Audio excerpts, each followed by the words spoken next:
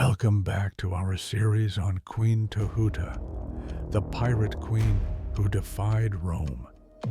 In the last chapter, we saw her rise from widow to regent, turning piracy into statecraft and casting fear across the Greek world. Now, in chapter 3, her power reaches its highest peak, only to collide with the might of Rome itself. Welcome to the house of Besa, where your word becomes an oath, and every oath is Besa. Chapter 3.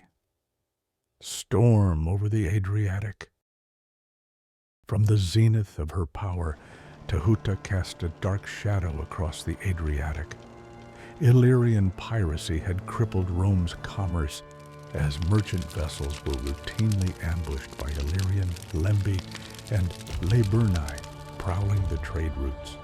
In 230 BC, Rome was still an ascendant republic, but already a force feared across the Mediterranean, which took the rare and solemn step of dispatching an official diplomatic mission to Illyria. Envoys in the ancient world were not ordinary messengers.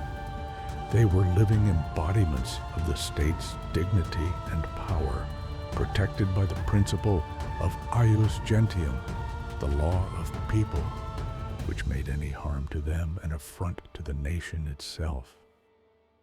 The two Roman representatives, Gaius and Lucius Coruncanius, arrived in Teuta's court, bearing more than words. They carried Rome's expectation of submission.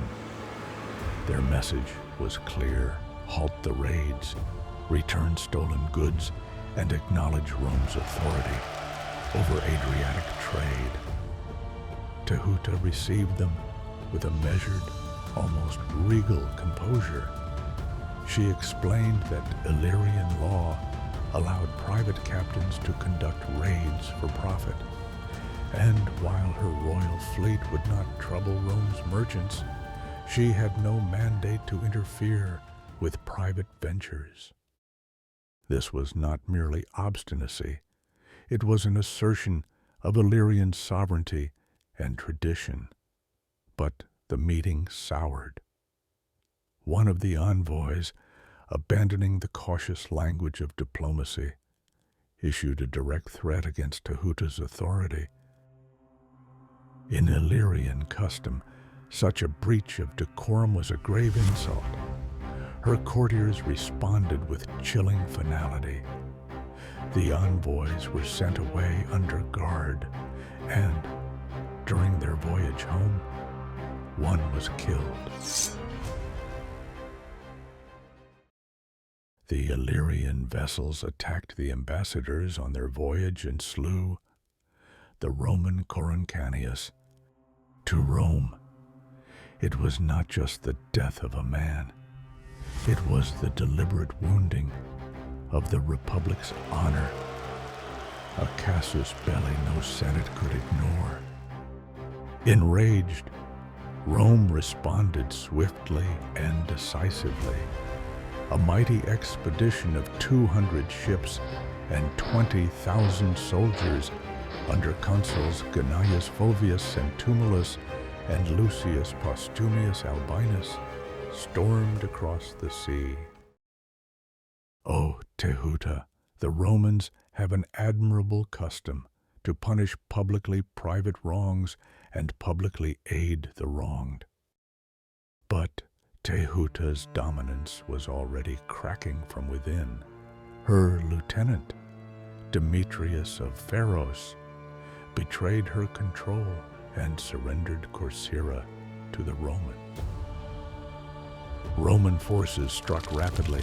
They raised the siege of Isa, established protectorates over key cities like Epidamnus, Apollonia, and Corcyra, and marched steadily toward Illyria's core.